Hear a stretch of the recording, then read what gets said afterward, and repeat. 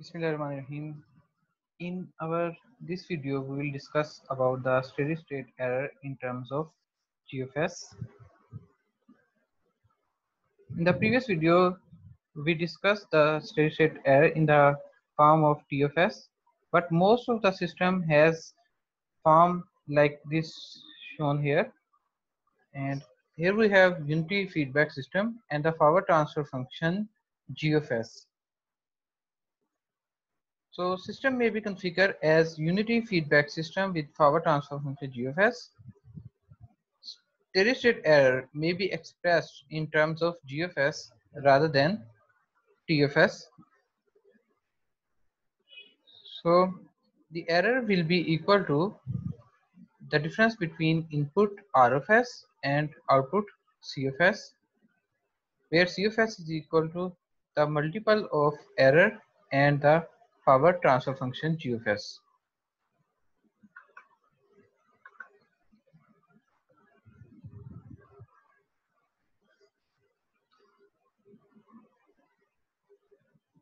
Entering the value of CFS in this equation and then solving for EFS by moving this EFS GFS term here to the left hand side, and we find that error is equal to RFS over 1 plus GFS. To apply the final value theorem, the closed loop system must be stable. This condition should always be followed. The steady state error will be equal to limit s approaches to 0 s r of s over 1 plus ufs. This is from final value theorem. These terms limit and the s term. For the given input r of s and the system g of s, steady state error e of infinity can be calculated. This equation allows us to calculate the steady state error for the given input R of S and the system G of S.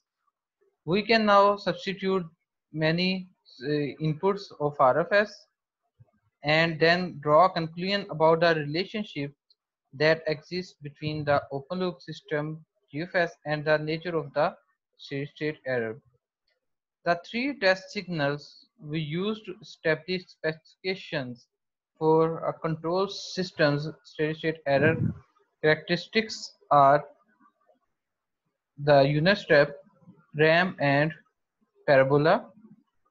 So we take one by one each of the input and evaluate its effect on the steady-state error. So first of all, we take the unit step input. R of S now will be equal to 1 over S. Entering this input in the formula of steady state error, we get 1 over 1 plus GFS. Now limit will be only applied to the forward transfer function GFS. The term limit s approaches to 0 GFS is DC gain of GFS because all the remaining s terms will be equal to 0. For 0 steady state error, this term must be infinity. So 1 over infinity will be equal to 0, which means that this term should be equal to 0. This means that to make this infinity term, we should have one s term in the denominator. This s term comes from integrator. The last time we discussed that using one integrator we can make the error equal to 0 without compromising on the output. So this is the reason why integrator can make the error equal to 0. For the limit to be infinite, the denominator must be equal to 0 as s goes to 0. So n should be greater than or equal to 1 to make this term make denominator 0, then g of s infinity, and then error equal to 0. So one or more integrator should be used to make the steady state error 0 if we have unit step input. If no integrator, then n equal to 0, and we will have finite or maybe infinite steady state error, finite error in the case of unit step. For ramp input, we have r of s is equal to 1 over s square. U of infinity means steady state error now will be for the ramp input, entering the value of r of s and then solving 1 over s will be here and also here. This term equal to 0 and limit will be only applied to this term. This term should be equal to infinity to make steady state error 0. G of s is of this form because we have one s here, so this n should be greater than or equal to 2. For the limit to be infinite, the denominator must be equal to 0 as s goes to 0.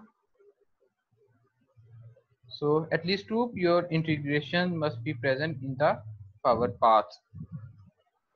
If one integrator, then we will have this finite term because this integrator will be cancelled out with this s term, and we will have finite error. If no integrator, then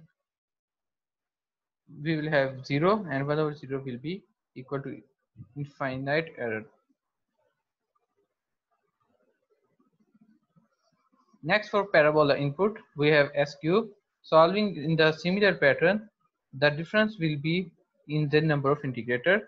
Now we will require 3 pure integrators. Entering the value of r of s in our formula of steady state error, we get s square here. This will be equal to 0 due to limit, and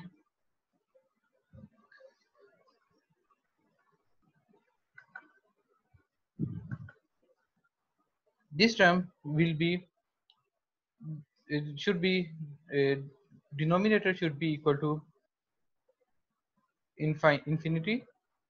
So g of s is equal to this. Because we have s square from our formula, so the number of integrator must be equal to 3 or greater than 3. So at least 3 pure integrations must be present in the forward path. If 2 integrators, then will have finite error because both s square will be cancelled out, and we will have finite error. And if n equal to 1 or 0 or means less than 2, then we will have infinite error because this term will be equal to 0 and 1 over 0 will be equal to infinity. So infinite error. Now we'll solve few examples. Steady state error for system with no integrations. Here we will have no integration and we have a feed forward path. We have to find the steady state error for 5 u of t, 5 t u of t, and 5 t square u of t to the system shown in this figure. The function u of t is unit step. First of all, we will have to verify that closed loop system is stable using the Routh-Hurwitz criteria. As we are assuming that the system is stable, so but we will have to solve this because unstable system should not be solved for the steady state error. Next, for the input 5 u of t, whose Laplace transform is 5 over s, the steady state error will be 5 times as large as that given by the equation for steady state error. So multiplying with unit step, because we have also already defined that 5 will be multiplied at the end as it is constant. So here we will enter the limit s approaches to 0 in the GFS. We will get DC gain, which is 120. Oh, sorry, 120 multiplied with 2, which is 240 divided by 12. So 240 divided by 12 will be equal to 20. So 5 multiply from here. That means we get 5 over 21, because no integrator, so finite error. For unit step, for ramp input, we will get infinite error, because when we enter the formula here, we get s equal to 0. No need to solve for the GFS, because s0 will make this infinite error. Similarly, for the parabola, we will also have infinite error. Next, with one integrator.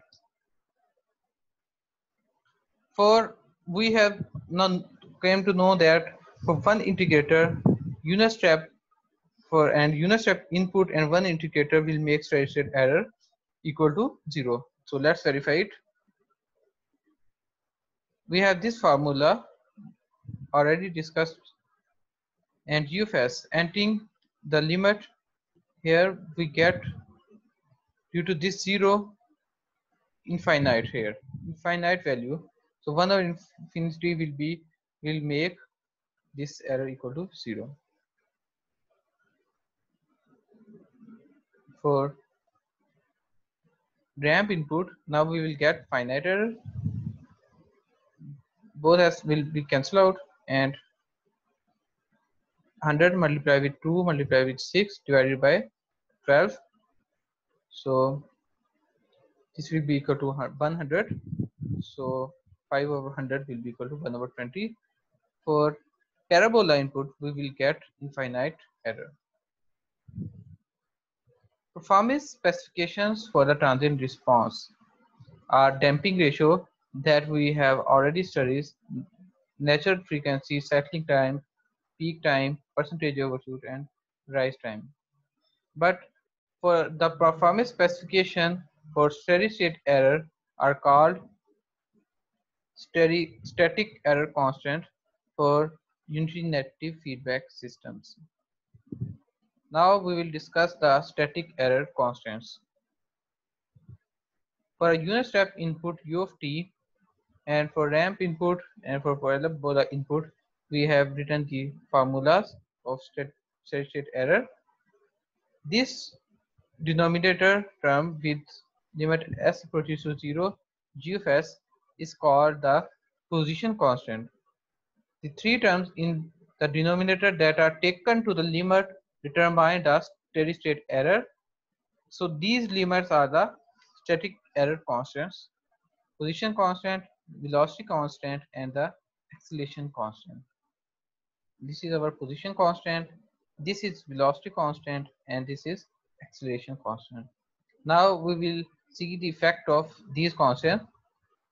If position constant is equal to infinity, this error will be equal to 0. Similarly, if this velocity constant is equal to 0, we will have error equal to 0, and acceleration constant equal to infinity will make the steady state error equal to 0. So steady state error via static error constants. We have now three different, for these three different GFS, we have to find the static error constants and the expected error for standard step, ramp, and parabola inputs. First of all, with no integrator, we find the position constant that comes to be a finite value. velocity constant and acceleration constant are both equal to 0. Similarly, error will be 1 over 1 plus kp and 1 over kv and 1 over km. For with one integrator, we will have position constant is equal to infinity, velocity constant are constant term, and acceleration constant equal to 0. Steady state error. Now entering the value of kp in this formula, here entering infinity, 1 over infinity will make this term 0. 1 over 31.25 will make a constant term, and 1 over 0 will make error equal to infinity. For two integrators, from here we came to know that there are two integrators. Kp will be equal to infinity. This is our GFS forward transfer function. Applying the limit here, this term will be equal to 0. So something over 0 will make this term infinity. So this is infinity term. Similarly, for velocity constant, this term will also be equal to infinity because 1s multiplied here. So only 1s remaining here. This also will make this term infinity. And similarly, for this Ka term, and we have s square. So multiply with s square will cancel out these terms. So we will have a finite acceleration constant. Similarly, steady state error for this term will be equal to 0. Here will also be equal to 0, and here we will have a finite value.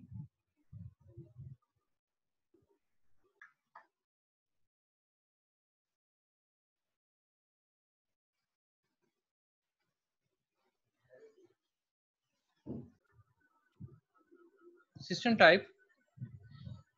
Since steady state error are dependent upon the number of integrations in the forward path, a name is given to this system attribute. System type is defined to be the value of n in the denominator. Thus, a system with n is equal to 0 is a type 0 system, n equal to 1 will be a type 1 system, and n equal to 2 will be type 2 system.